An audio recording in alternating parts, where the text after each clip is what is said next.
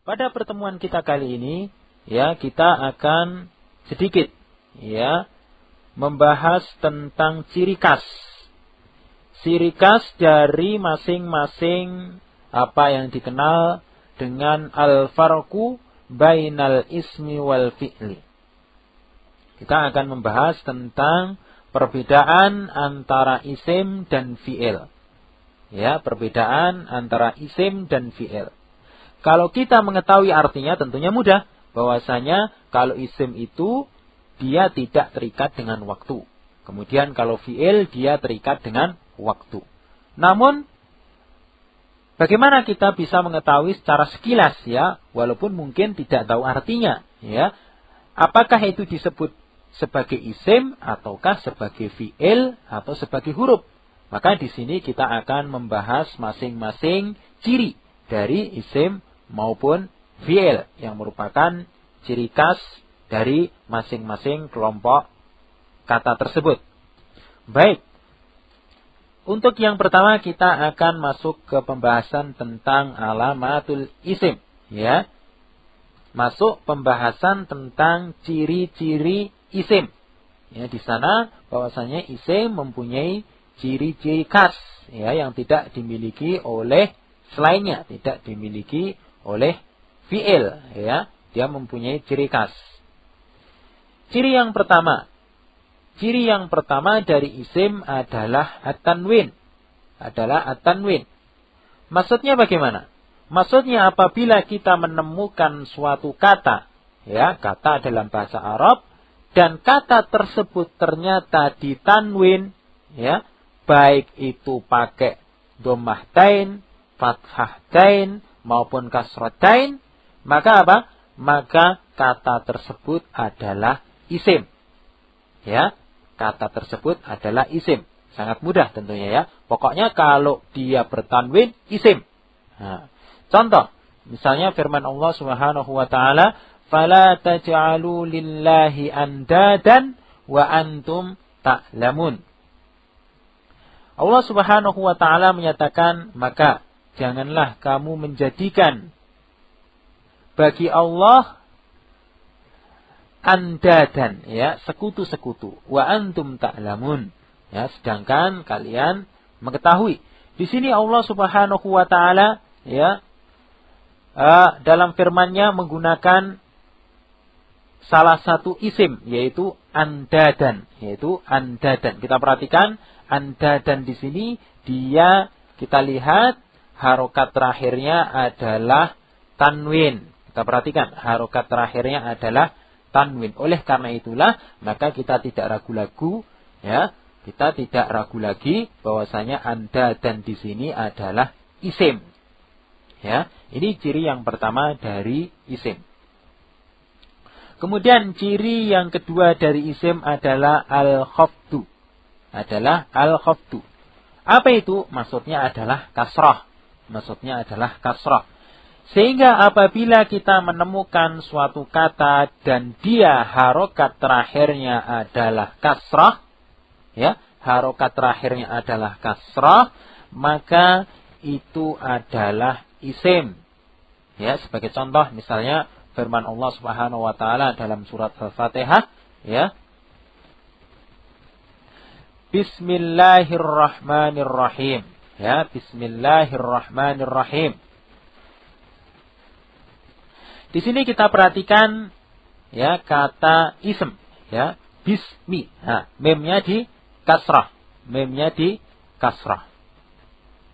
Maka di sini kita tahu bahwasanya ism di sini, ya, dia adalah isim.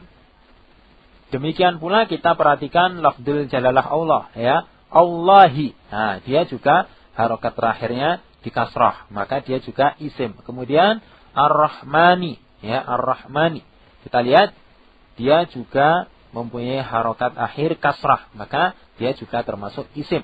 Kemudian ar-Rahimi, ya, dia juga berharokat akhir kasrah, yaitu pada huruf memnya. Pada huruf mem dia berharokat kasrah, ar-Rahimi. Maka kita katakan bahwasanya ism ataupun lafdzul jalalah Allah maupun ar-Rahman maupun ar-Rahim dia merupakan isim.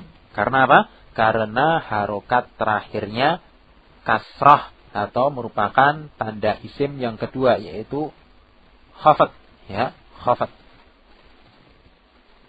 Baik.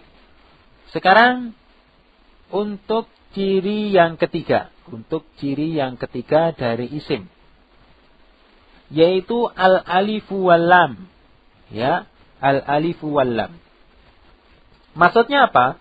Maksudnya apabila kita menemukan suatu kata, ya, kita menemukan suatu kata dan ternyata kata tersebut bergandengan dengan alif dan lam pada awalnya, ya, tentunya pada awalnya. Apabila kata tersebut bergandengan dengan alif dan lam, maka kata tersebut adalah isim. Kita perhatikan, misalnya contoh dari firman Allah Subhanahu wa taala, "Dzalikal kitabu la raiba fih." Ya, Allah menyatakan, ya, itu adalah Alkitab, ya, Alkitab la raiba fih, yang tidak ada keraguan padanya. Nah, kita perhatikan pada kata Alkitab. Di sini Alkitab dia adalah kata yang bergandengan dengan alif dan lam. Alkitab, ya, ada alif dan lamnya. Maka dia, ya, kita yakin bahwasanya dia adalah isim. Baik. Sekarang untuk ciri yang keempat. Untuk ciri yang keempat dari isim. Ciri keempat dari isim, yaitu harful jar. Ya, huruf jar.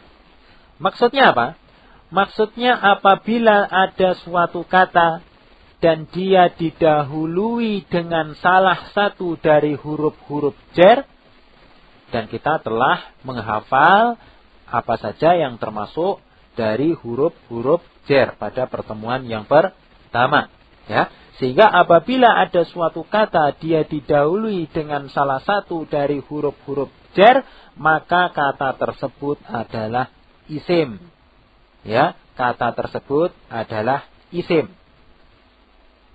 Sebagai contoh, misalnya firman Allah Subhanahu wa taala, "Wala talbisu al-haqqa bil batil." Ya, Allah nyatakan, dan janganlah kamu mencampur adukkan antara al-haq, ya, dengan al-batil. Di sini kita perhatikan al-batil dia didahului dengan huruf jar bi, ya. Bi merupakan salah satu huruf jar. Sehingga al-batil, ya, di sini dia kita katakan sebagai isim karena didahului dengan huruf jar, yaitu bi. Nah, kita perlu ingat lagi bahwasanya, ya, secara umum kata yang dia didahului dengan huruf jar, maka kata tersebut secara umum atau pada umumnya dia berharokat kasrah, ya, makanya bil batili, ya, bil batili, dengan harokat terakhir yang di kasrah. Dan perlu kita ingat bahwasanya dari keempat ciri tersebut, apabila suatu kata, ya, ini penting, apabila suatu kata sudah menerima salah satu ciri dari isim, ya, baik itu tanwin, baik itu khafat atau alif dan lam atau huruf jar, maka walaupun hanya menerima salah satu tanda saja sudah cukup kita katakan sebagai isim. Enggak perlu keempat-empatnya bersamaan. Cukup tanwin saja atau khafat saja atau alif dan lam saja ataupun huruf jar saja. Ya, walaupun kalau tandanya lebih dari dua, lebih dari satu juga boleh. Sebagai contoh misalnya tadi, wala talbisu al-haqqa bil batil. Di sini kita perhatikan ada tanda alif dan lam pada kata al-batil, ya. Tapi juga ada tanda huruf jar atau didahului dengan huruf jar. Baik. Namun, ya, tadi dikatakan, ya, satu tanda saja cukup, walaupun kalau lebih dari satu juga tidak apa-apa. Namun di sana ada tanda yang harus mau tidak mau nggak boleh ketemu. Ya, ibaratnya kedua tanda tersebut selalu apa? Selalu tidak mau akur, ya, tidak mau bertemu. Yaitu apa? Yaitu tanwin dan alif lam. Ya, sekali lagi, tanwin dia selamanya tidak akan pernah ketemu dengan alif dan lam. Sehingga kalau suatu kata sudah ditanwin, maka tidak lagi dia boleh untuk pakai alif dan lam. Pilih salah satu, tanwin atau pakai alif dan lam. Ya, sehingga nggak boleh misalnya andadan kita tambahi al-andadan, nggak boleh. Atau misalnya pada kata Alkitab, pada kata dalikal kitabu la raiba fih, kita katakan dalika alkitabun, nggak boleh. Ingat, salah satu saja. Kalau sudah pakai alif dan lam, maka nggak boleh lagi pakai tanwin. Kalau pakai tanwin, nggak boleh lagi pakai alif dan lam. Tetapi kalau selainnya boleh, ya, boleh dia tanwin tapi berharokat kasrah, yaitu khafat. Boleh dia tanwin dan didahului huruf jer atau yang lainnya. Tapi kalau tanwin selamanya nggak pernah ketemu dengan alif dan lam. Itu yang perlu kita perhatikan.